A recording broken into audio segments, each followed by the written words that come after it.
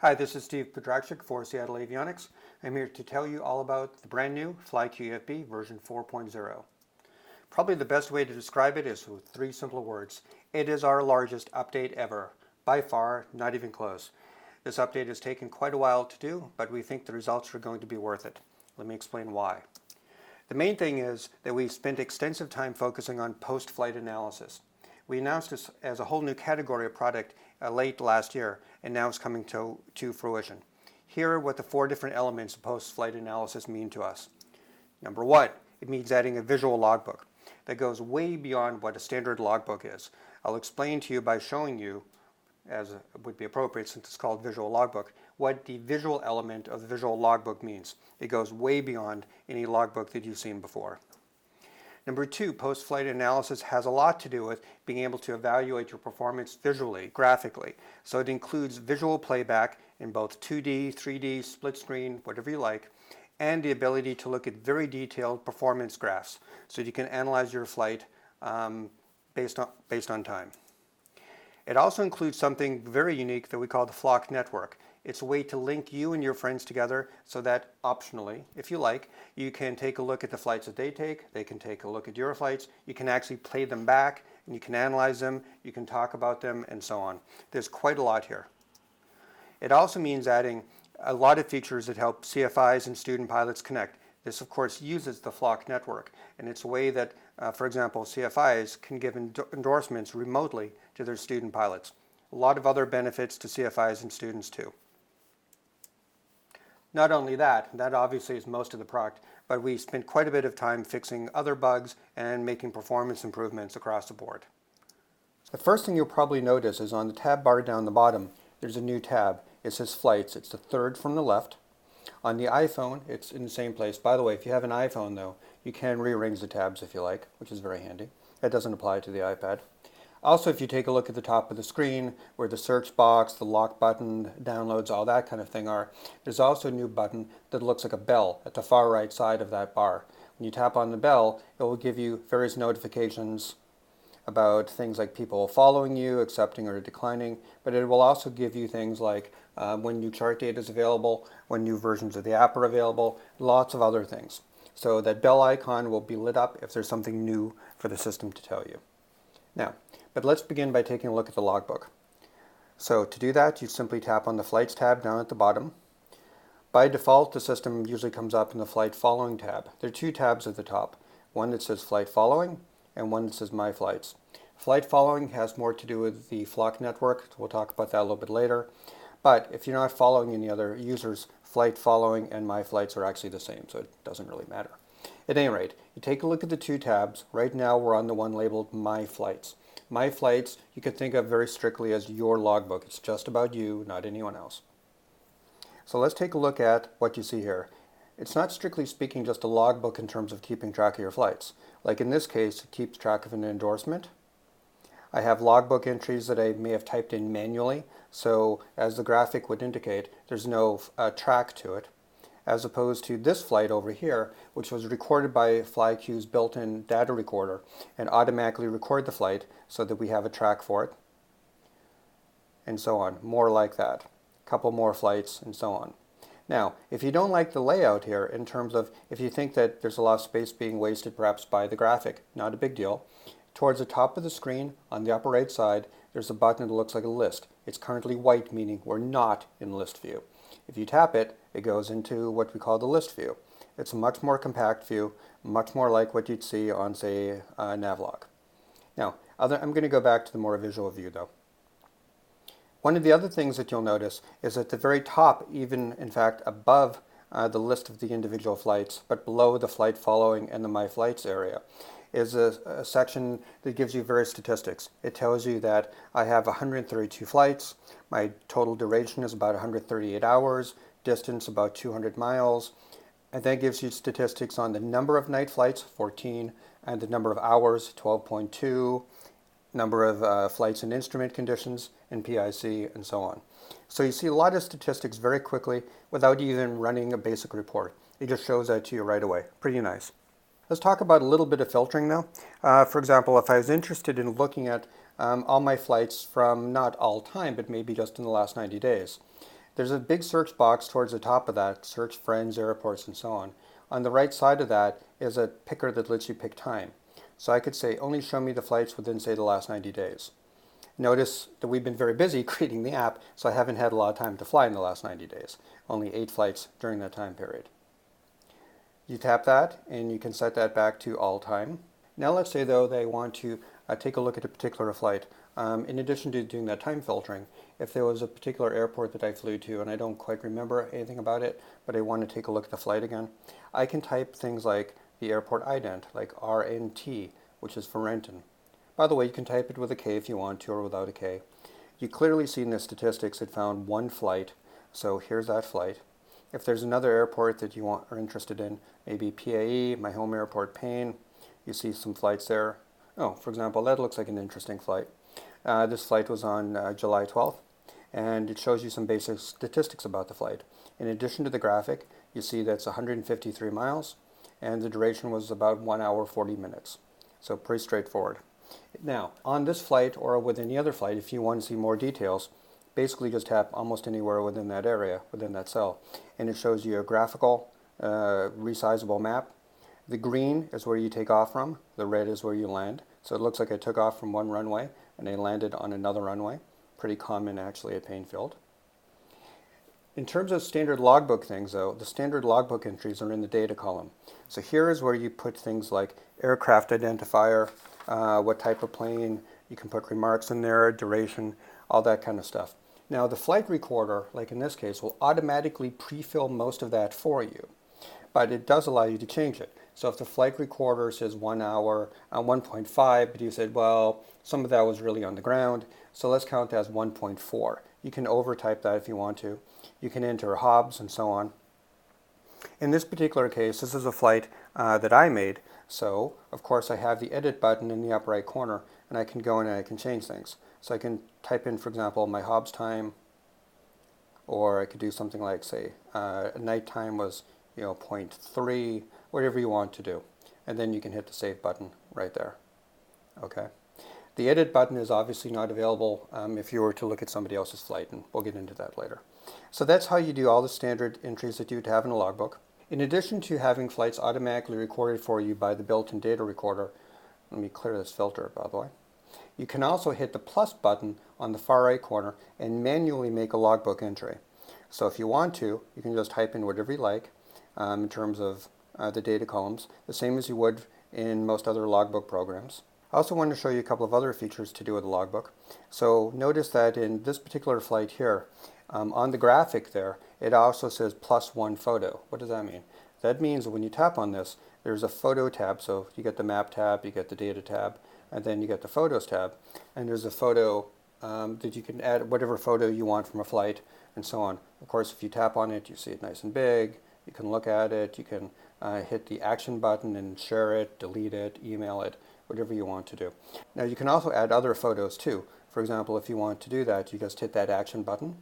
And notice that there's a lot of items on here. Share the image, which means to Facebook or Twitter or something like that, or print it.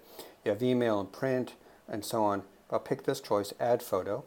That pops open the standard photo browser on your iPad.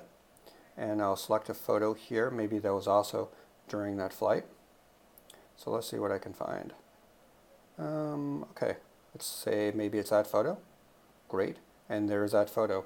Also, I should point out that if you choose to share your flights with other people, which is something that the Floq Network does, and we'll talk about a little bit later, it's possible to take any specific flight and mark it as private. You see the switch on the right-hand side of the screen. Right now it's off. Simply turn it to on, and regardless of your privacy settings, that particular flight will never be shown to anyone but you. Okay, so that's kind of the basics on how you get data into the system using the iPad. I'm not going to show it, but you can also import, if you have log files from MyFlightBook or from ForeFlight or potentially in the future other systems, you can go to our web-based system, which is called FlyQ Online, just flyq.seattleavionics.com from any PC or any Mac.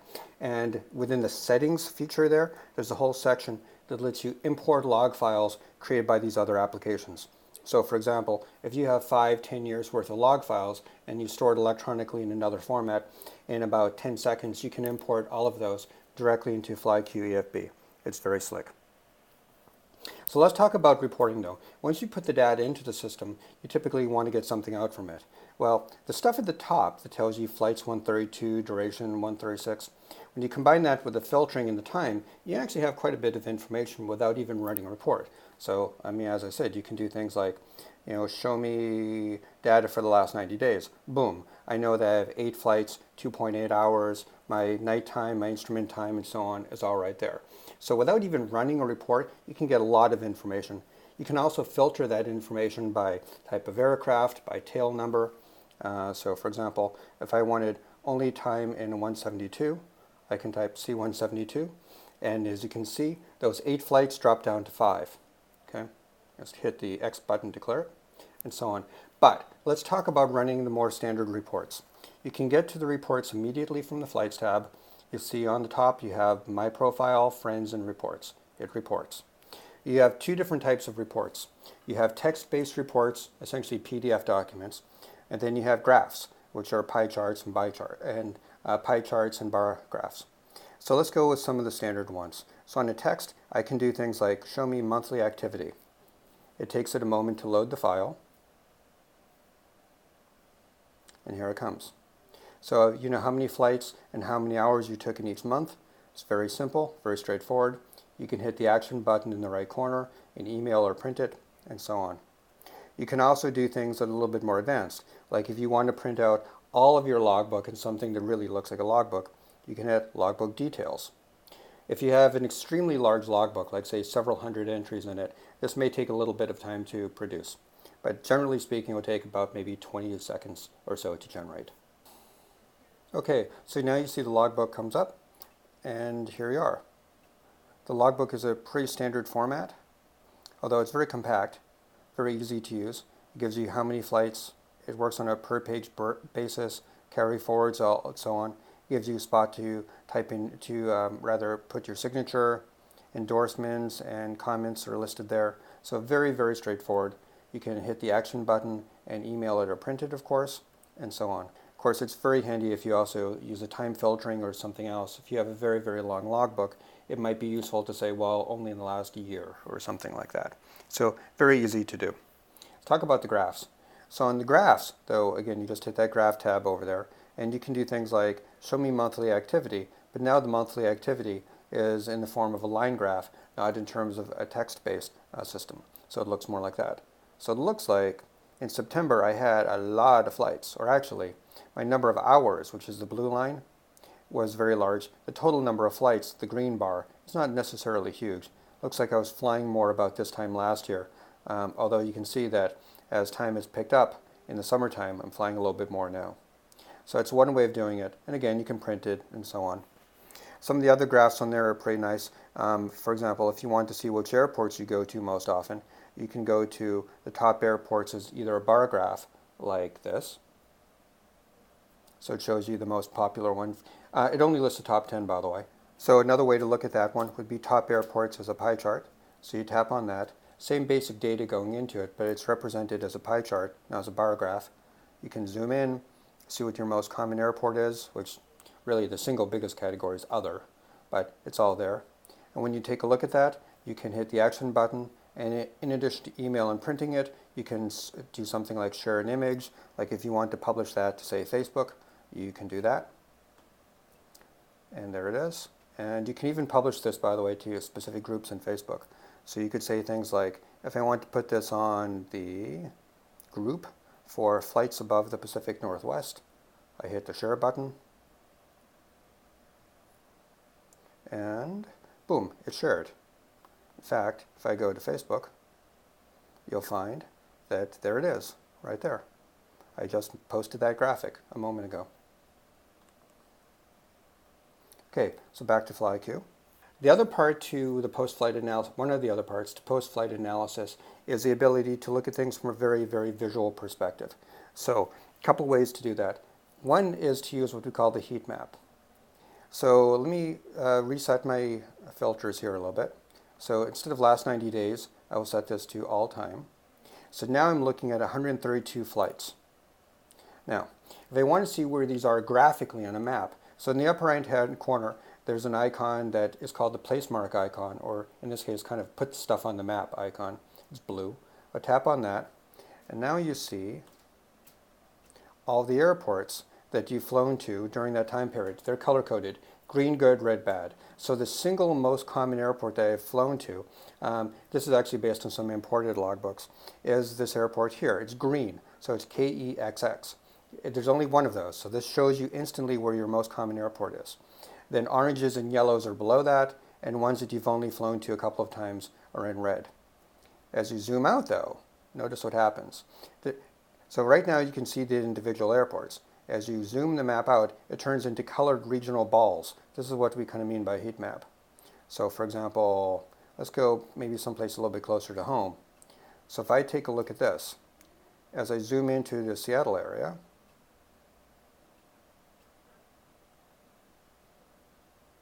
I begin to see airports, for example, Renton or SeaTac or S43, Harvey Field, and so on. Now, where this is kind of cool is if you want to know more about the flights that you took to S43. So again, there are two of them listed here. If I simply tap on that airport icon here, it immediately goes back to my flights list, but it shows me only the 2 flights that had something to do with S43, either as takeoff or as landing. It doesn't really matter. So that's a very, very easy way to graphically find where you've flown and to then look in more detail at the flights from those areas. Also notice on the Flights tab, there's a play button. That's a blue triangle shape there. If I tap on that, then what happens is the system, I'm going to, by the way, go in and turn off what we call the logbook layer, which is the heat map layer. And now we are watching detailed playback of that flight. You can control the playback in a couple of different ways. So now we're looking at it in a 2D view. You can also see it in 3D by hitting the cube icon, like that. Then tap the cube button twice more, and you get back to the you get back to the 2D view, like that.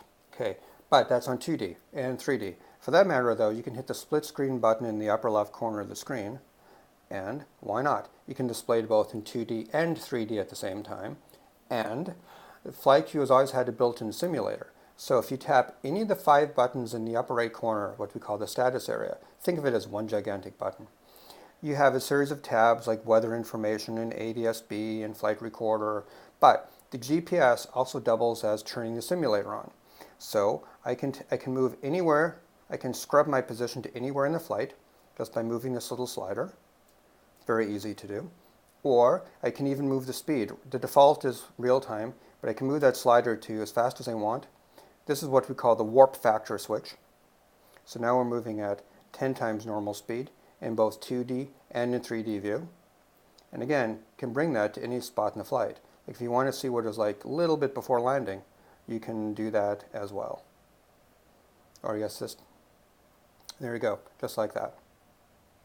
So now we're moving along, and we should be coming in for landing, looks like in a few minutes.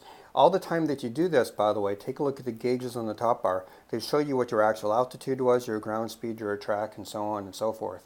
So this really is like playing back the flight in a very, very simple, very easy to understand way. Another way to analyze your flight, though, I'm just going to go back to my Flights tab on this side of the screen and pick a particular flight. So again, this is the one that we were looking at before. So if I tap on that, of course I can look at it this way, but there's also an analysis tab. Let's actually simply go back to single screen. So on the analysis tab, so every flight has, the basic map in it, shows you where you flew. It has the data entry fields that you'd expect, has all your photos if you add a photo, and then it has analysis. The analysis tab has 3 graphs in it at the moment. There'll be more later when we begin to import engine analysis data from other systems. But if you tap on one of those, it shows you a very detailed graph. There's the green area represents your altitude in feet, and then the blue area talks about your ground speed. That's the blue line. So as you can see that your speed is changing as you're going up. Your speed decreases, not a real shocker there. And you see what it's like over time. You can imagine what this will be like also, not just with things like altitude and speed and so on in time, but have other factors such as engine temperature, such as exhaust gas temperature, such as altimeter readings. I mean, it's all kinds of things that we can do in this once we begin importing data from other systems, and you'll see that very soon. So that's the analysis system. You have 3 graphs that come up automatically. You don't have to hit an analysis button. You don't have to do anything. You simply pull up any flight and move to the analysis tab. Very simple. Okay, let's go back to flights. So far, everything we've talked about is in the guise of the visual logbook and the visual playback and analysis. I said that there were 4 parts to do with post-flight planning. The third part is what we call the Floq, F-L-O-Q. Get it? Floq, Q as in FlyQ. FLOQ network. What the Floq network does is it allows you, and this is totally optional, this allows you and your friends to jointly agree that you'll allow each other to see each other's flights. Now, of course, this is with your bunch of buddies. This is terrific. If you're doing this with a flying group, it's very handy, especially if you share a same plane. If you are a CFI, being able to track what your students are doing is incredibly powerful to do. There's a lot of uses for this, corporate flight department, but for most of us, it's really just going to come down to just plain fun. That most of us fly either with other people or a lot of our friends are pilots, and this allows you to track them. So before we talk about that, though, let's talk a little bit about privacy, because that's been very, very important in the design of this. The main thing is, let's hit the profile button. It says My Profile. It's on the upper left side of the screen here. When I type My Profile, it pulls up the profile for me. So the first thing you see at the very top is a 3-segment switch. It goes public, semi-private, and private. The default setting is semi-private. What semi-private means is that your tracks will not be shared by anybody without your permission. It basically means that nobody will see your information, at least not most of the information about you, or your flying, or anything else about you, unless you specifically allow them access. People have to specifically ask for access, and you have to grant it to them. If you absolutely want to make sure that nobody ever sees anything about your flying, no problem. You switch that to private, like that. When it's on private, you can look at your flights on however many devices you have that you've logged into, but nobody else can look at them. Okay, they are private just to you. In fact, no one else will even see that you're in the system. Semi-private, though, as I said, does give a little bit of information about you out. It basically tells people that you exist. It gives your name. It tells people how many flights you've taken and what your home airport is. That is simply so that they can know that you're there and request to allow you to allow them to follow you. Okay, so we'll talk about adding friends in a second here, but the default setting in the application is semi-private. So your flight tracks, your flight plans, obviously credit card information, your address, none of that stuff is ever shared with anyone. Okay, so but the semi-private setting simply allows you to be asked to follow from other people. And if you want to use private, feel free to do that. Private simply means nobody will even know that you're in the system. The third choice, public, isn't something that most people would use. That's the ability to allow anybody, without even asking your permission, to follow you. Okay. So again, the default setting here is semi-private. Now, of course, if you want to do anything useful with the Floq network, you have to have people following your flights, or you have to follow them. That's kind of the whole point of the exercise. So to do that, next to the My Profile button at the top is a button that says Friends. Tap on Friends, and what the system does is it shows you 4 different tabs. The first tab shows you who you follow. So right now I'm following 2 different people.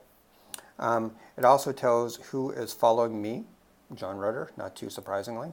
It has a tab that shows me suggestions. I'm not going to use that right now, but the suggestions tab takes a look at people who are flying at your home airport or in your area, and if they're semi-private or public, it shows their names to you and you can request to follow them. Or what you can do is you can type in the name of somebody.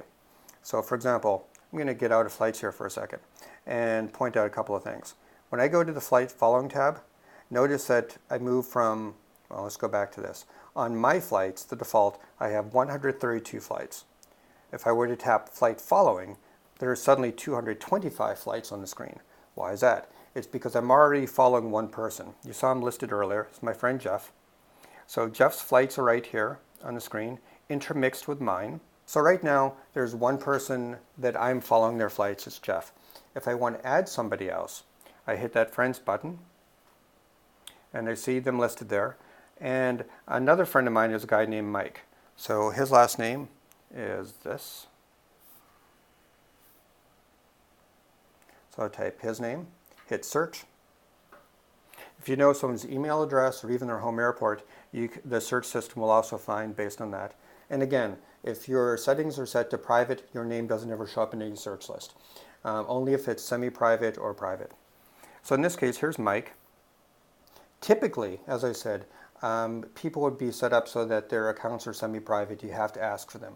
Simply for the purpose of recording this video, Mike allowed me to set his account very temporarily to public. So there's a button on the right-hand side that says follow. Normally it would say ask to follow. And when it's asked to follow, he will get a message, both an email and a notification within FlyQ, saying, Steve Podrachik wants to follow your flights. Is that okay, yes or no? And unless he says yes, I never get to follow his flights. If you are set to public, though, you can just hit the follow button and immediately follow him. So remember, let's go back to our flights tab here. We previously had 225 flights where I was just following Jeff. The screen is blinking for a second, meaning it's refreshing itself with new data. So it's going to now take those 225 flights, which are mine and Jeff Mirsapazi's, and add Mike's flights onto them. So now we have 343 flights in the system, and here are some of Mike's. So now we have two people that we're following. We're following Jeff and we're following Mike. But say that for the moment I just want to take a look at some of the flights that Mike has taken. I can type Mike into the system right here. So I just type Mike. Right now it will only show me his flights. So let's see if we can find some that look interesting. That's not bad. That looks like a fun flight.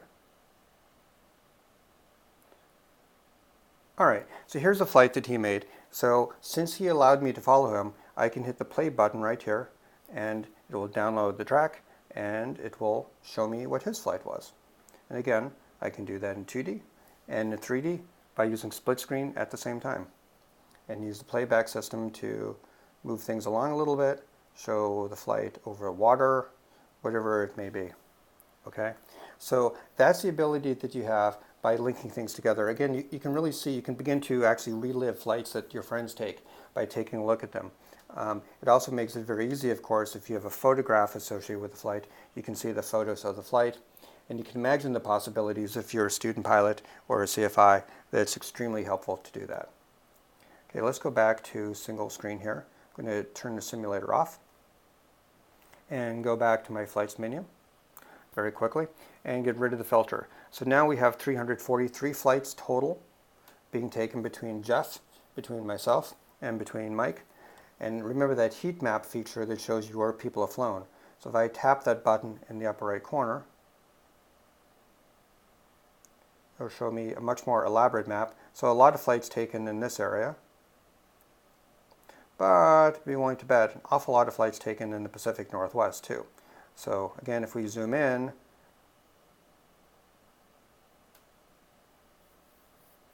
we see things like PLU. So if I want to know who's flown to PLU, I tap on that. It looks like Jeff and Mike have both flown there recently. So this would be a great opportunity to, again, talking about kind of the social aspect of this. I can say something like, oh, maybe to Mike, there are a couple of buttons on here. One that looks like thumbs up, so I can give him, congratulations for a nice flight. Or I can hit the comment button and say something like, was there a crew car? Best place to eat? Hit post. And now that's listed there. And these are my notifications, by the way, in the corner of the screen here. So these things are totally unrelated to anything social, just telling me, there's a new runway at Payne. It's telling me there's a new video posted that talks about the logbooks. It tells you things like new chart data is available and so on. It would also tell you if you made a comment to someone else's flight, in this case to Mike's flight, Mike would get a notification saying, hey, Steve has a question for you. He's made a comment, take a look at it. And you just tap on it and it goes right to it. So that's kind of the social aspect of it in terms of both the heat map and the adding comments and likes and so on like that, and filtering. Finally, the other aspect to the post-flight analysis has to do with CFIs and student pilots. So let's hit the back button. We'll go back over here. And now what I really want to do, I'm going to just clear this filter here, is to pretend that I'm a CFI. I'm not, so don't worry. If you saw me fly, you'd probably be happy I wasn't a CFI and not totally shocked. If you are a CFI and you had student pilots, the way that you set this up is very, very simple. First of all, you can either send or receive endorsements on the system. The but the system does work better if both you as a CFI and your student are using FlyQ. Not granted, probably not a big shock there, but if you're both using FlyQ, then it makes it very easy because it means that the CFI, for example, can see all the flights that their students take, if the students allow it, of course. So let me give you an example of that. So if I hit that Friends button again, and if I had 3 or 4 students, I would simply type in their names right here in the search box, or their email address, whichever you like. Type those in. Basically, it will give me the search results, and I ask to follow them.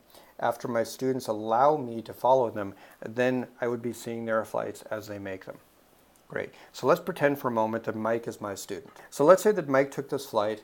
The endorsements that you as a CFI can give to somebody are not directly related to a flight, but it is an easy thing to do from a flight. So if you hit the action button associated with any flight that Mike took, one of the choices here at the bottom is send endorsement. So now I hit send endorsement. It pre-fills in because I've already edited it once. My name, Mike's name, my CFI number, my CFI expiration date. I've already signed my signature here like this. And then you can pick what type of category to give somebody. Like if Mike, and he is an instrument pilot, this may be an instrument test, give him a test of flight proficiency practical test. If I hit the preview button, first of all, it warns me that there's a couple of fields I didn't fill out, like the name of the practical test, but whatever. You can edit that while you're doing it. But it shows me a preview of the endorsement that I'm going to give Mike. I'll hit the create button. So now that we can see the endorsement that I just gave Mike is right there. To see more detail on it, I can just tap on it, or Mike can. I can make a comment, or anyone else that's following Mike would see this too. So they can make a comment, saying something to the effect of, like, great job. Like that. Hit post. And there it is. So the comment is then added to it on Mike's flight, and so on. So a very, very easy way for a student to grant for a CFI rather, to grant an endorsement to a student. One of the other things I should point out is that Seattle Avionics really likes student pilots and likes CFIs. So CFIs can get the product for just $19. It's both the IFR and the VFR package, the whole kit and caboodle, nothing else to buy, just $19. And their students can get, also for the same $19, the VFR only package, because students means private pilot, doesn't mean instrument pilots. So it's only for private pilots. They get the VFR package for the first year for just $19. The last part about the CFI and the student pilot features that I should mention is that we have specialized reports that help CFIs and students there. So if you go to the reports button, one of the text reports is called endorsements received. When I tap on endorsements received, that in fact is what I'm going to see. These are all the endorsements that I, as a student pilot, have received from my CFI. So a very graphical type system. So basically when you print this out, each of these is about the right size for printing and putting into a paper logbook if you want to. Similarly, if I've granted any endorsements to someone else, I can hit endorsements sent, and I would see those come out as well, like this. So you see the endorsements that I have sent to other people, like the one that I gave Mike just a little while ago. Okay? So there's a lot of interesting ways that the system helps CFIs and students, and that's a very important part about why the Floq Network was created, to connect the student pilots and the CFIs. But it's really, really terrific for anyone else just who has other friends who fly. Again, though, the main focus of this release has been on the visual logbook aspect of the product, the ability to play back flights in 2D and 3D, to look at analysis graphs in order to print out very visual graphs of your flying history, or a tabular format as a need may arise, whatever you like to do. So as I think you can see, FlyQ EFB 4.0 really does take logbooks to a whole new level. It takes visual analysis and post-flight analysis very, very seriously, and it has a lot of great features that help people connect with their friends and help people connect with their students and CFIs. As I said, in addition, we have a number of other improvements. There's a lot of them. First thing is we added some notifications at the top of the app, that bell-shaped icon, where you can see if there's new chart data available, if you have any updates to your social network, if there's any new versions of the application, and so on. We added some additional aircraft to the database. We fixed a problem where if you're updating a very large number of states, especially on an older iPad, the application could sometimes run out of memory and crash. We fixed a problem where maps could be blurry even if they were downloaded, but they had expired. We fixed some crashes regarding some avionics ADS-B systems. Previously, the flight recorder would record a flight but sometimes break it into multiple pieces, or it would compute the time wrong or the distance wrong or something like that. Those are all fixed. On the iPhone, there was a problem if you rearranged the tabs at the bottom of the screen that sometimes certain functions wouldn't work correctly. Occasionally creating a flight plan, and this is fairly rare to be honest, you would get a mathematical, what's called an arithmetic overflow. We also optimized the display of FlyQ EFB 4.0 for the iPad Pro, as well as all the other iPads available. We fixed a bug where tapping the plus WP button at waypoint while you're rubber banding the flight plan line would cause a couple of different problems. The product has a helicopter filter to get rid of helicopter airports. However, that didn't always work quite correctly. We fixed a crash when you were creating a personal waypoint that would happen in some rare cases. We fixed a problem where the flight recorder would begin to record even if you had turned automatic recording off. Unrelated directly to FlyQ itself, we also fixed a problem with the way that the sports TFR text is displayed. In particular, the text was out of date. We corrected that. In FlyQ Online, our web-based flight planner, we fixed two bugs. One where the rubber banding was sometimes broken, depending on your browser. And the other is that, again, depending on your browser, AFD documents would not always appear. And of course, we fixed a number of other more esoteric crashing bugs in the product. So hopefully you can see why we are so incredibly excited about version 4.0 of FlyQ EFB, and we can't wait for you to take a look at it and use it yourself. Thank you. Again, for Seattle Avionics, I'm Steve Pedrachik, the CEO. Have a great day.